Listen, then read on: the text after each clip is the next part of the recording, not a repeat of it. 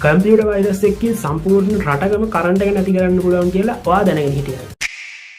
දිනය 2016 දෙසැම්බර් 17 යුක්‍රේනයේ කිවි නගරයේ සම්පූර්ණයෙන්ම විදුලිය නැති වෙනවා.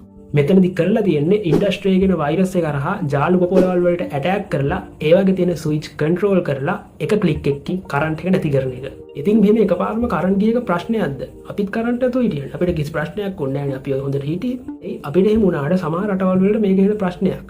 මොකද ගමන කටයුතු සෞඛ්‍ය සම්බන්ධ සමහර ආයතනවල වැඩ කටයුතු තව සමහර තියෙන රජයේ තියෙන යම්කිසි වැදගත් ආයතනවලට මේ විදුලිය කියන එක ඉතාම වැදගත්. කිසිම දැනුම් දීමකින් තොරව එකපාරම විදුලිය කැපුණම ජීවිත හානි පවා වෙන්න පුළුවන්. සයිබර් ස්පෙෂලිස්ට්ලා කියන විදිහට මේ ඇටැක් එක පිටිපස්සේ ඉන්නේ සෑන්ඩ්වෝම් කියන රුසියානු හැකර් ගෑන් එක. මේ සිද්ධිය දිහා බලද්දී අපිට තේරෙනවා අද ලෝක යුද්ධ තියෙන්නේ වෙඩිඋණ්ඩ එක්ක විතරක් නෙමෙයි. ඇහැටවත් පේන්නේ නැති පොඩි කෝඩ් කෑල්ලකින් පුළුවන් මිනිස්සුන්ගේ ජීවිත ගණනාවක් පිළිබඳව ඕනනම් තීරණ ගන්න.